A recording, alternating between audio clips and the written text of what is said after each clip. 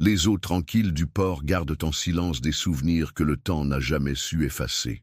Dans la maison de pierre, les voix des ancêtres résonnent encore, attendant quelqu'un d'assez courageux pour écouter ce qui n'aurait jamais dû être tu. Pendant 3 jours, elle avait ignoré cette lettre, comme si l'ouvrir pouvait déclencher quelque chose d'irréversible. Tu ne vas pas l'ouvrir? Parler de Cécile comme d'un personnage fantasque, celle qu'on préfère oublier dans la famille.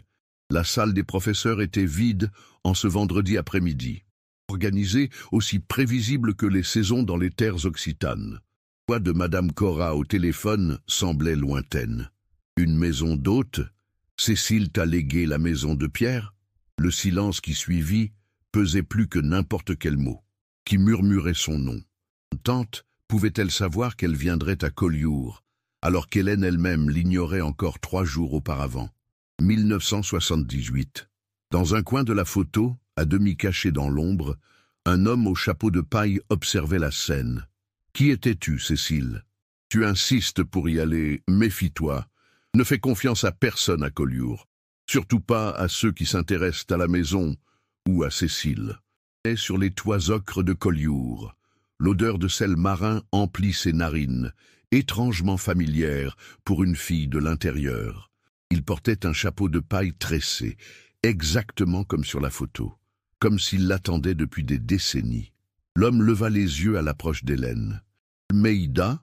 Il s'arrêta, se retourna lentement, mais garda ses distances. Les murs de la maison de pierre ont des oreilles petites et une mémoire longue, répéta la réceptionniste de la petite auberge où elle passa la nuit.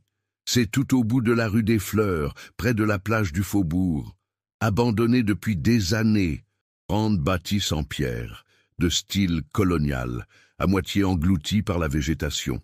La nature semblait vouloir la reprendre. Elle gravit l'escalier en colimaçon. Les chambres de l'ancienne maison d'hôte avaient chacune un thème inspiré de l'histoire locale. Elle le pressa. Un clic se fit entendre. Un compartiment s'ouvrit dans le mur. À l'intérieur, un vieux journal. « Je suis Paul du service du patrimoine. Nous devons faire une visite. La maison de pierre est classée monument historique. Toute rénovation est encadrée. »« Bien sûr, » répondit Hélène, une inquiétude sourde naissant en elle. Et chaque recoin de la maison, comme s'il cherchait quelque chose de précis. « Vous n'êtes pas d'ici, mais il y a quelque chose de familier chez vous. » Intriguée, Hélène s'approcha. Un œil furtif autour de lui, comme pour s'assurer qu'on ne l'écoutait pas. « Ce n'est pas à moi de raconter ça. Allez voir Madame Jurema. La maison bleue, rue des Marins, colorée. »« Madame Jurema » appela Hélène depuis le portail de bois. La vieille femme leva les yeux et la dévisagea longuement. « Seulement que j'ai hérité de cette maison, que ma mère refuse d'en parler et que toute la ville semble au courant de quelque chose que j'ignore. On ne retrouva jamais son corps. Certains disent qu'il est mort, d'autres qu'il est parti pour le Portugal. Antoine, qui était-il? Puis, votre mère est arrivée. »« Ma mère? Elle n'a jamais dit qu'elle était venue ici. Elle est arrivée enceinte, seule. Elle a vécu à la maison de pierre presque 1 an. La vérité sera nécessaire. » Sur le chemin du retour, le cœur d'Hélène battait à tout rompre. Sa propre histoire venait de se fissurer. Enfin prêts à parler.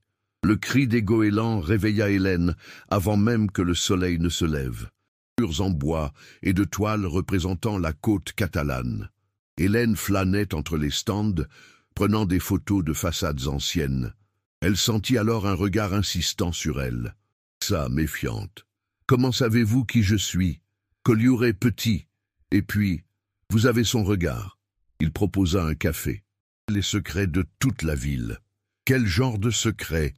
Les familles fondatrices, les Mendonça, les Almeida, les Guimarães, toutes ont des choses à cacher. Des pirates, des complots coloniaux. Il semblait en savoir plus qu'il ne voulait l'admettre. « Que cherchez-vous vraiment ?» demanda Hélène. Il lui tendit un carton de visite. « Je suis dans notre cachette. Le trésor n'est plus ce que nous cherchons. Il s'agit maintenant de vérité. Certaines pages étaient codées, trop denses, trop secrètes, accompagnées de coordonnées codées qu'elle avait enfin réussi à déchiffrer.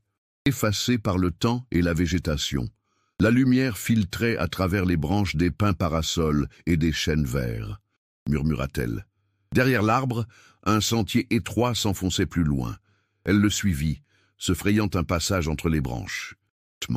À l'intérieur, une table rustique, 2 chaises, une étagère couverte de livres humides, un petit lit recouvert d'un drap jauni. « Disons que je savais où vous alliez, » répondit-il calmement. « Vous avez trouvé le journal de Cécile, n'est-ce pas? Comment? J'ai aussi le journal de mon grand-père, vous vous souvenez? Des documents, disjointes, un espace creux, n'importe quoi. » Malgré sa méfiance, Hélène chercha aussi. Quelques minutes plus tard, elle repéra une planche différente des autres. Peut-être révélée, nous unissons notre sang et notre destin. Avant qu'elle ne puisse réagir, un coup de feu déchira le silence. Un projectile éclata contre le mur. Surveillés depuis des années, après une course haletante, ils atteignirent une route secondaire où Raphaël avait garé sa voiture. Qui était-elle dans tout cela? Le soleil déclinait quand ils arrivèrent dans le centre historique de Collioure. Très bien, mais je veux toute la vérité, plus d'énigmes. Dans la maison, elle alluma les lumières et déposa la boîte sur la table du salon. Aidant? Non, je poursuis ce que mon père a tenté de faire. Il a été réduit au silence. Moi, je refuse. Et Cécile et Joachim, après sa supposée mort, et il avait un fils, Antoine Mendonça. Le téléphone sonna soudainement. Après quelques tonalités, un répondeur ancien s'enclencha. Qui est ça? Ils inspectèrent les serrures, puis retournèrent au salon. Tandis qu'elle étudiait les documents, Raphaël fouillait les étagères. « Je l'ai trouvé !» s'exclama-t-il. « Une marque, une société secrète !» chuchota-t-il. « Un pacte de pouvoir. » Soudain, un craquement résonna à l'étage. « Quelqu'un est là !» dit Raphaël en saisissant un tisonnier. « Vous êtes réunis !» dit-elle d'une voix claire. « J'ai attendu ce moment toute ma vie. » Raphaël blêmit. « Tante Élise, comment? Je suis Élise Mendonça, sœur de Joachim. »« Entrez » demanda Raphaël, encore sous le choc. Élise sourit calmement, les mains croisées sur ses genoux. « Cécile m'a donné une clé, il y a très longtemps. Vos chemins se croisent comme ceux de Joachim et Cécile, autrefois. » Un éclair illumina la pièce, projetant des ombres mouvantes sur les murs. Chaleureuse. Dehors, la pluie battait les vitres avec force.